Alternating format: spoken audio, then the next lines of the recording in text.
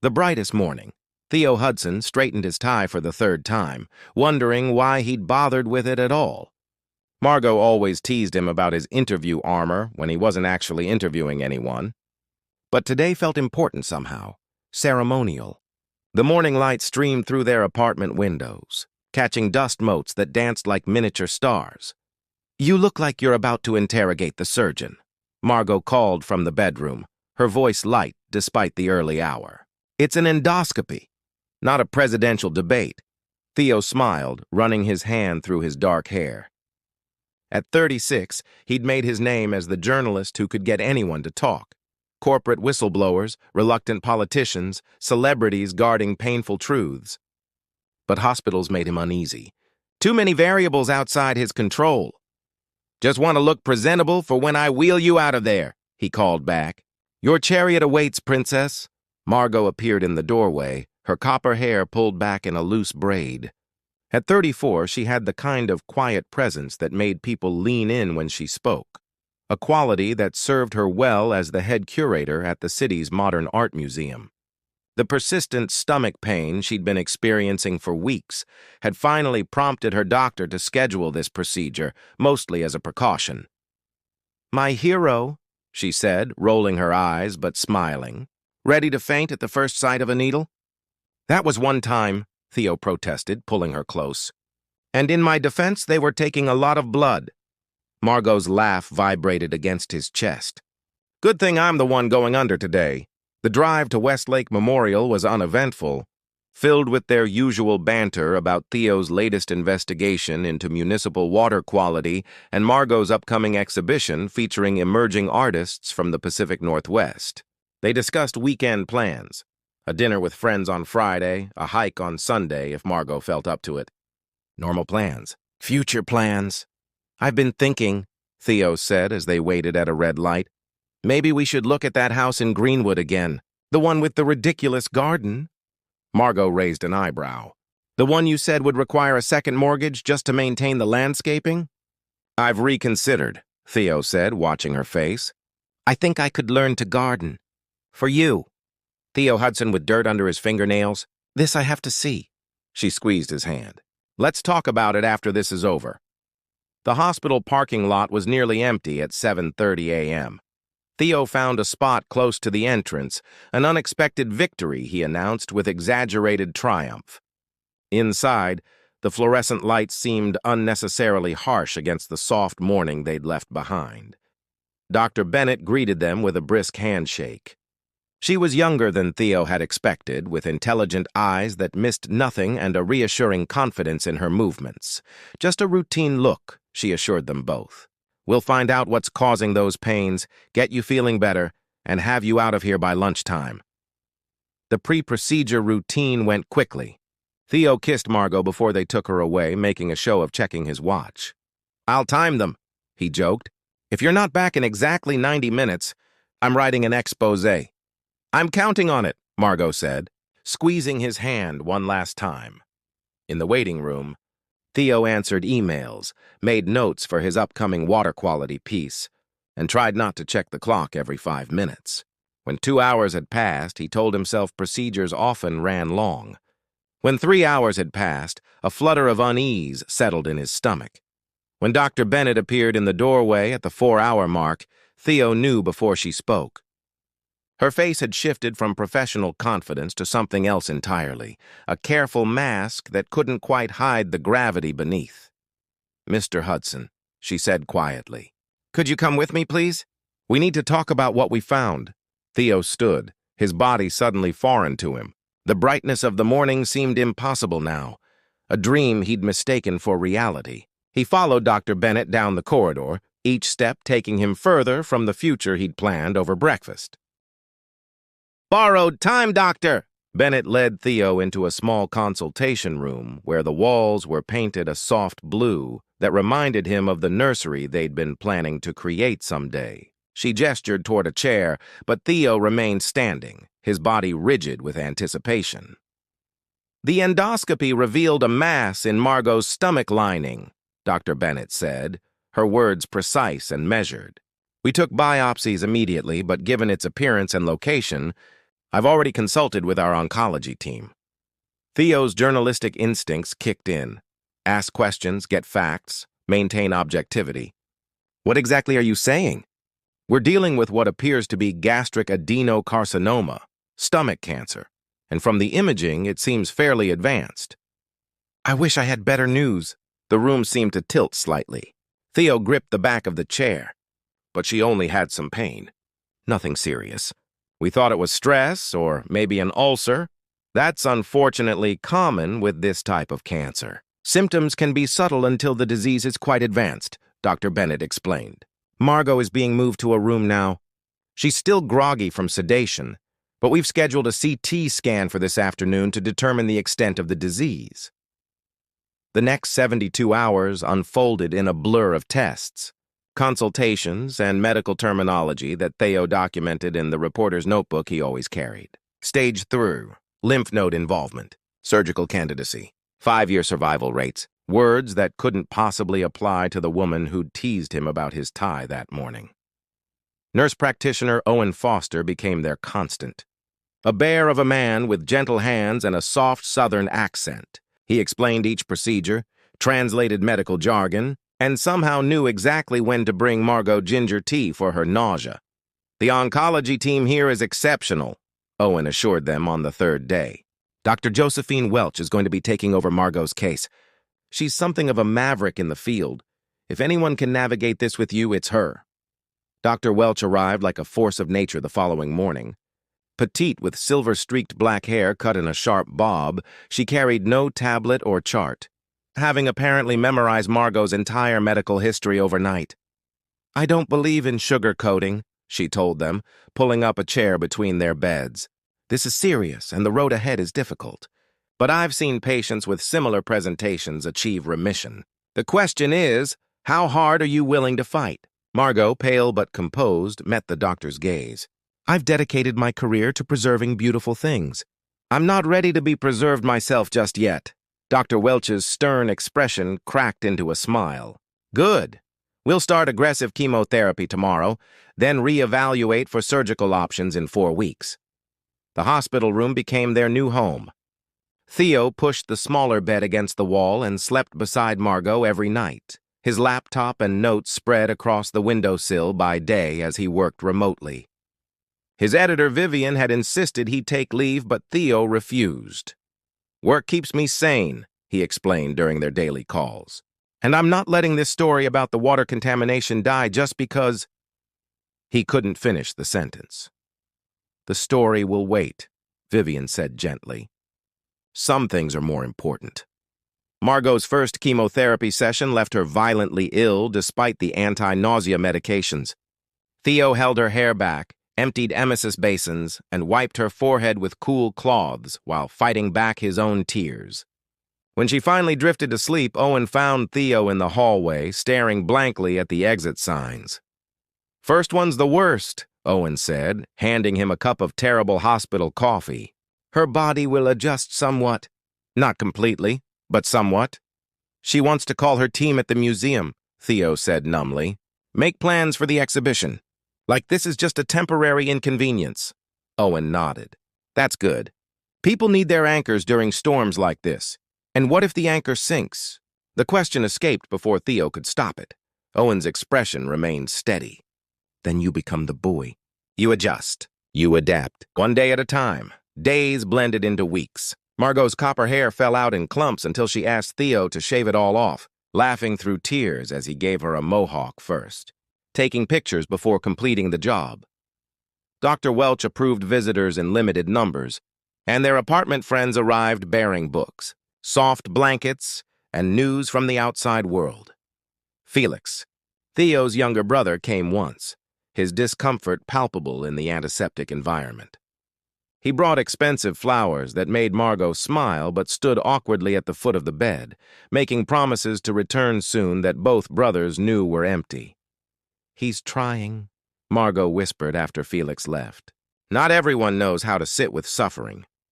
4 weeks of chemotherapy yielded mixed results. The primary tumor had shrunk, but new spots appeared on her liver. Dr. Welch adjusted the treatment protocol, adding a targeted therapy that made Margot's skin dry and cracked, but seemed to slow the disease's progression. On a rare good day, Theo wheeled Margot to the hospital garden. The December air was crisp, but not bitter, and they found a sheltered spot in the winter sunshine.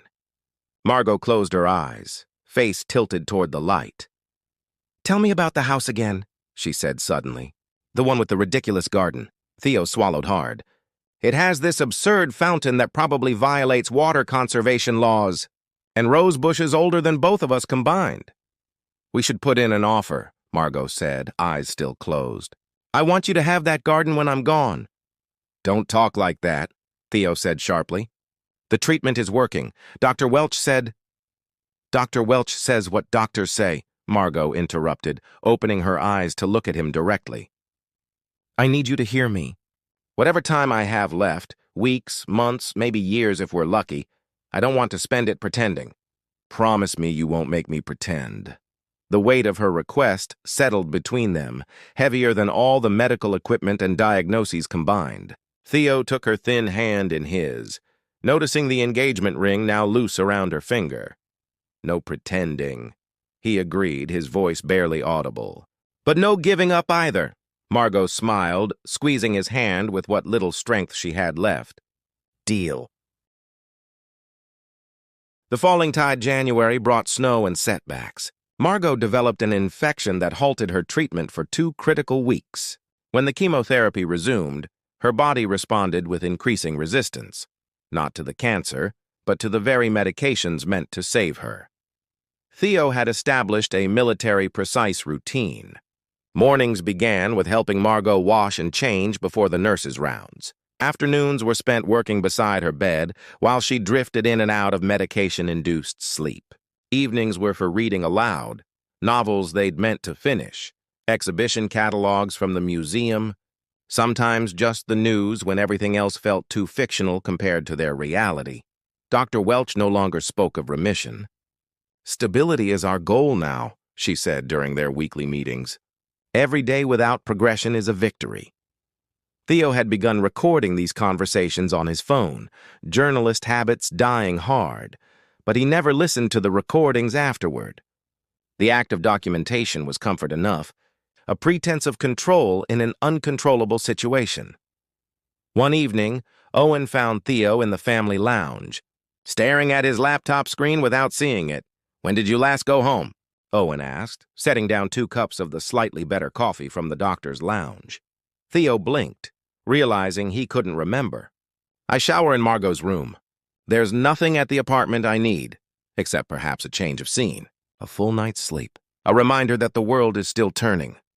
Owen's voice was kind but firm. "You can't be everything for her if you're running on empty."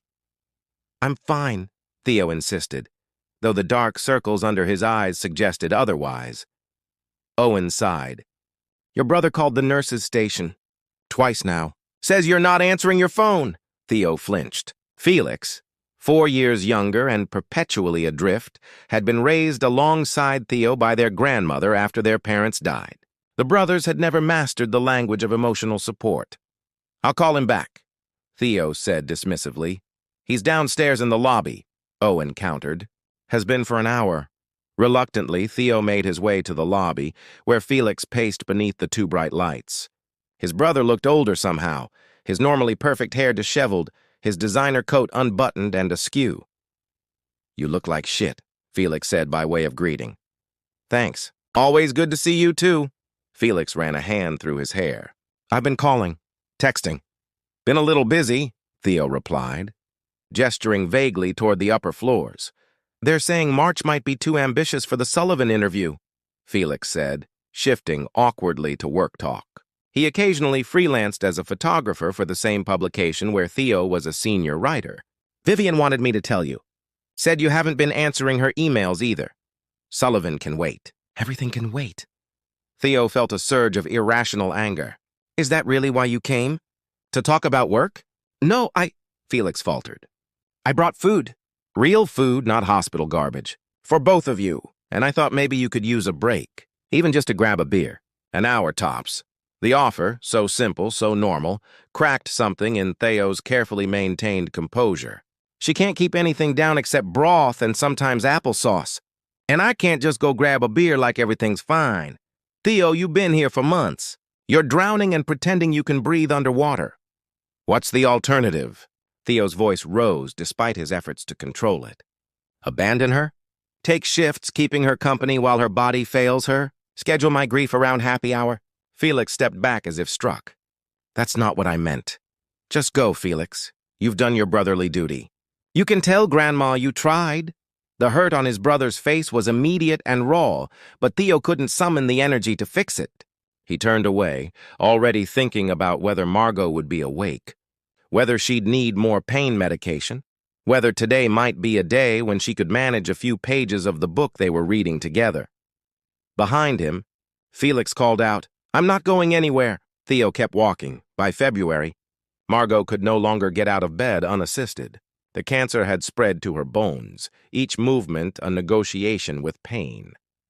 Dr. Welch adjusted the treatment again, this time with palliative intent rather than curative.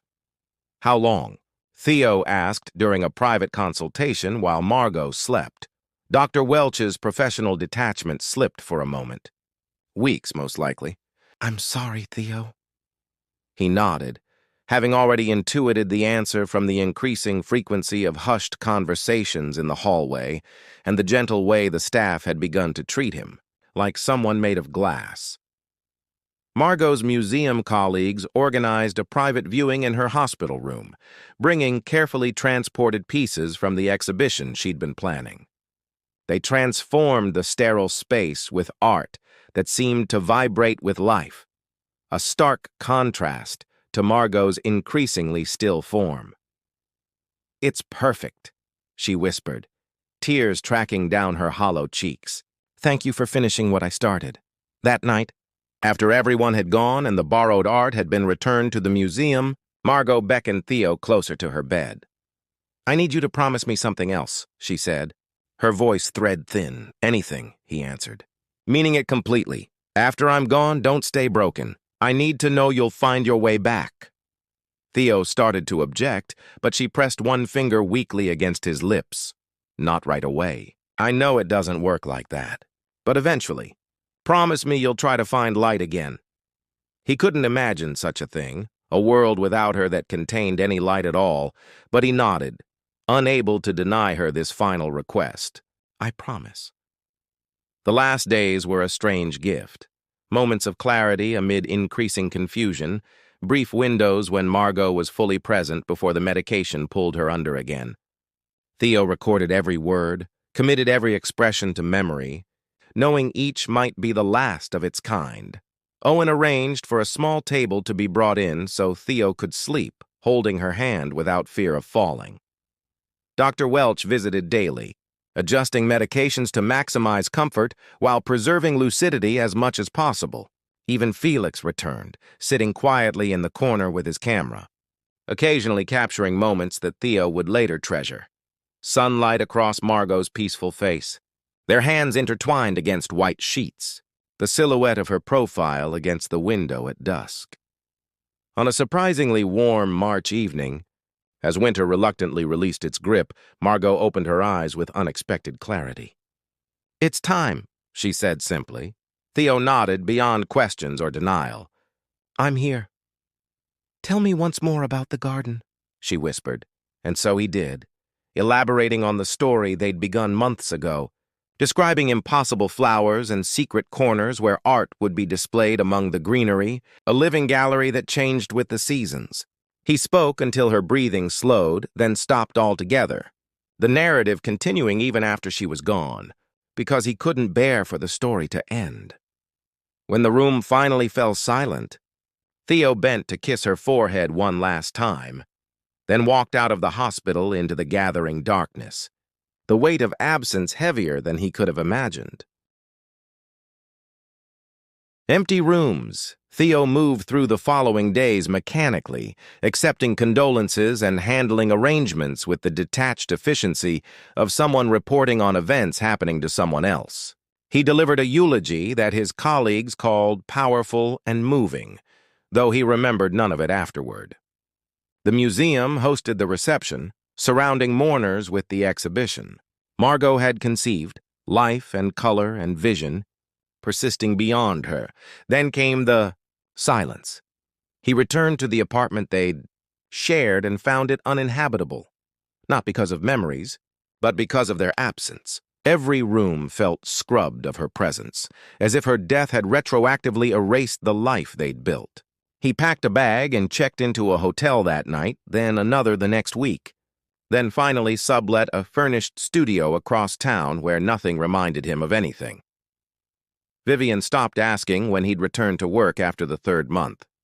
His desk at the newspaper was eventually assigned to someone else, his ongoing investigations redistributed among colleagues. He didn't object. The journalist who had built his reputation on uncovering truth now found little value in facts. They had failed to save what mattered most. Felix called weekly, each conversation briefer than the last until they communicated primarily through terse text messages confirming mutual continued existence. Their grandmother's concerned voicemails went unanswered until she finally appeared at his door one afternoon, forcing her way inside with a casserole and imperious determination. "This isn't what she wanted for you," the old woman stated, looking around the sparse apartment with undisguised disapproval. "What she wanted became irrelevant the moment she died," Theo replied, immediately regretting the harshness as hurt flashed across his grandmother's face. "Grief isn't a competition, Theodore. You don't win prizes for suffering the most." She set the casserole down with a thud. "Eat something that doesn't come in a delivery bag. Call your brother. Start by doing one normal thing each day, then maybe try two." After she left, Theo stood at the window watching dusk settle over the city. 6 months had passed since Margot's death. Spring had given way to summer, which now faded into early autumn.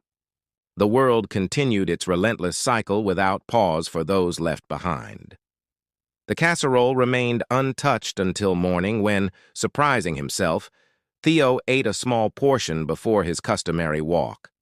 He'd developed the habit of walking for hours each day, tracing random patterns through neighborhoods he'd never visited during his years in the city.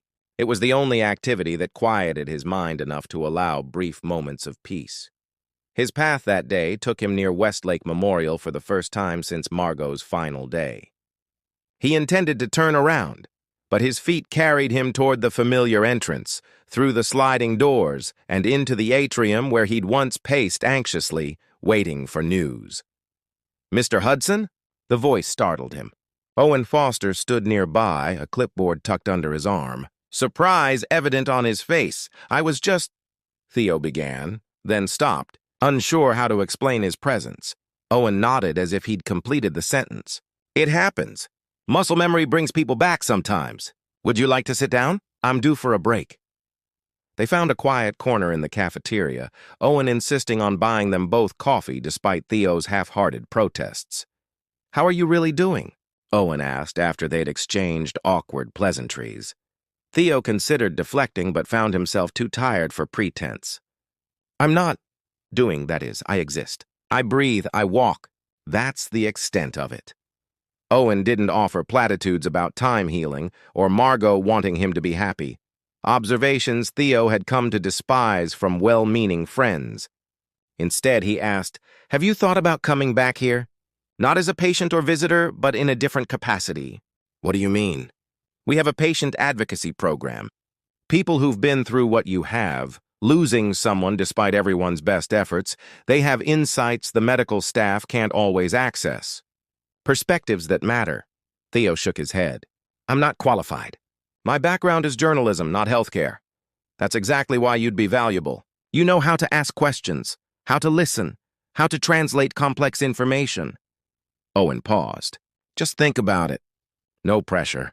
Before Theo could respond, a commotion erupted nearby.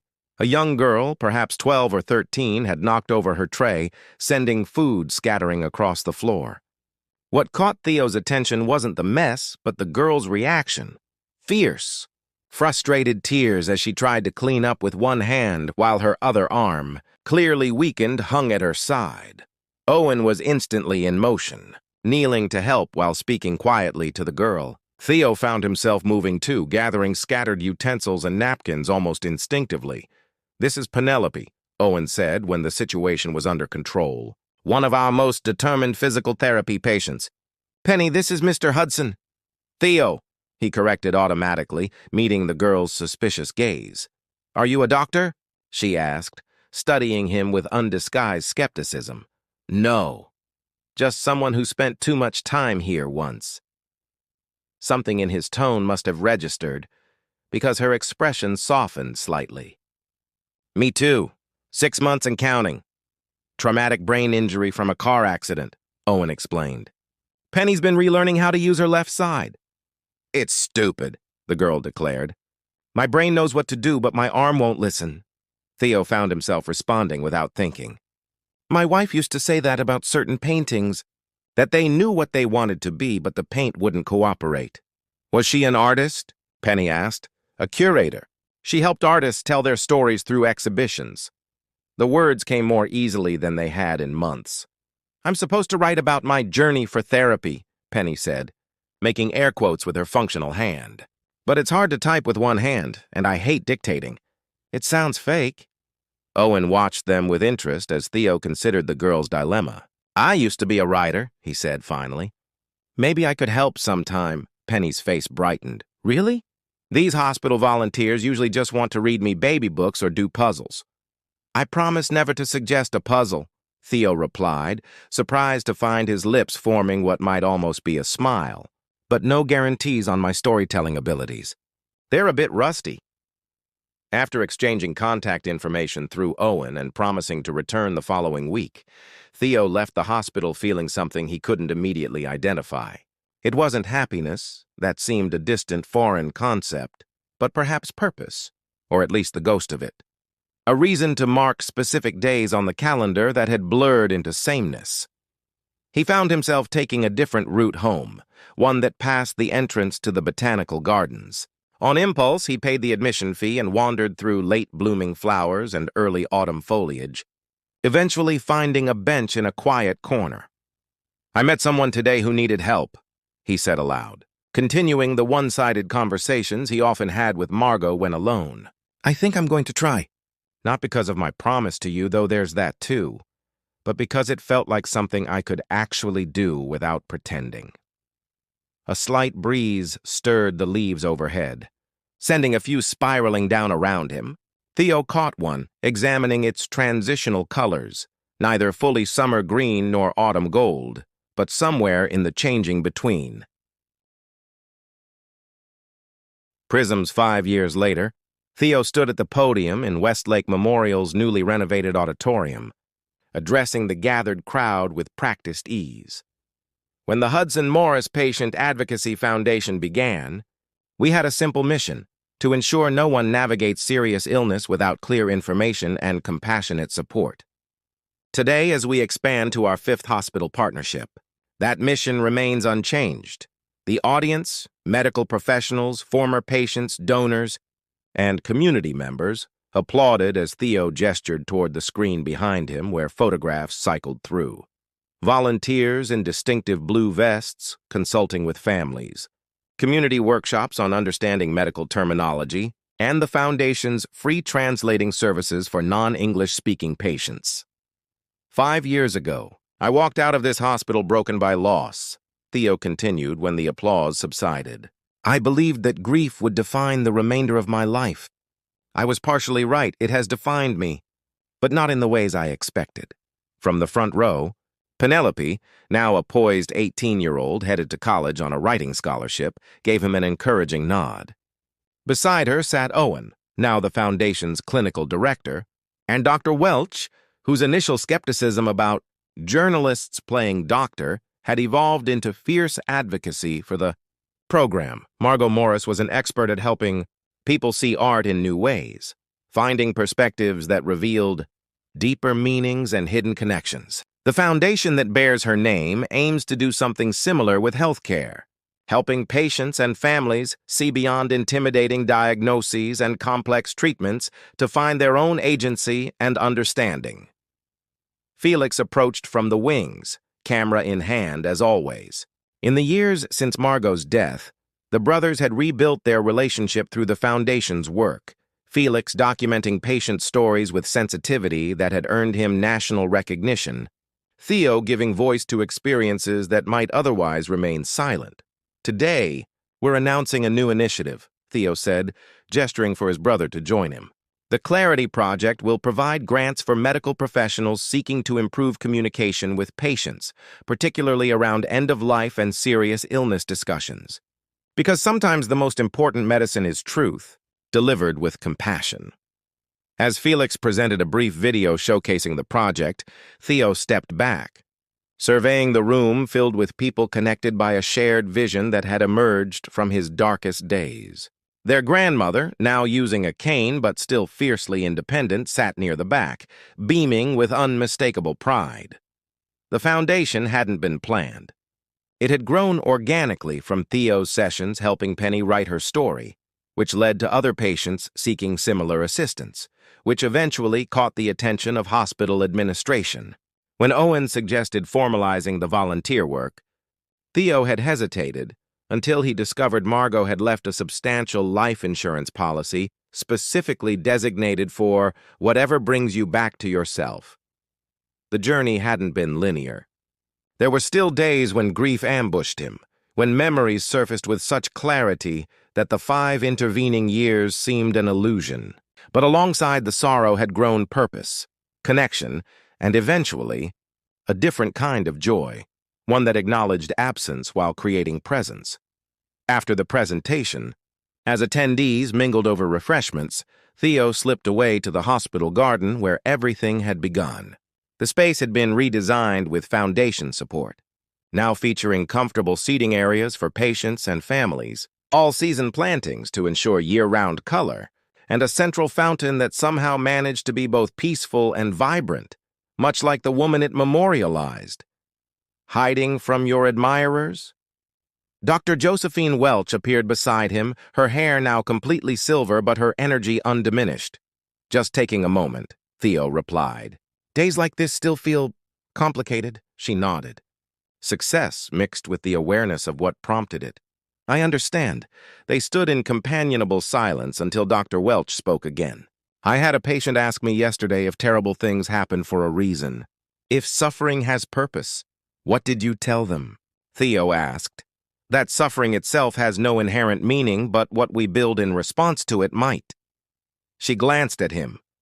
I think about Margot often, you know. How her case changed my approach to patient care.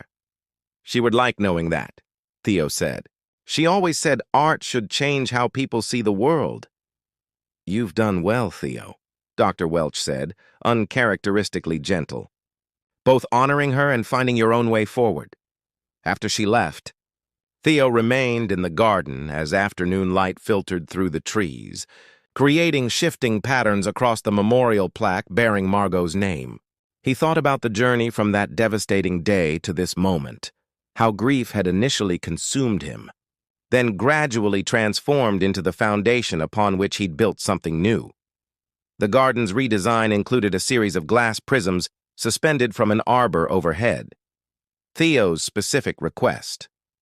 On sunny days like this, they scattered rainbows across the paths, a living artwork that changed with the light and season. Visitors often commented on their beauty without knowing their significance. They had been inspired by something Margot had said during her final days. Grief is like light through a prism.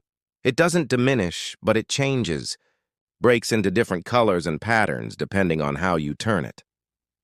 Theo reached up to gently turn one of the hanging crystals, watching as new rainbow patterns formed on the ground before him. The weight of sunlight transformed but not diminished by its journey through glass, just as his love for Margot had been transformed but not diminished by its journey through grief. He no longer spoke aloud to her in these moments, having gradually internalized her presence in ways that required no words.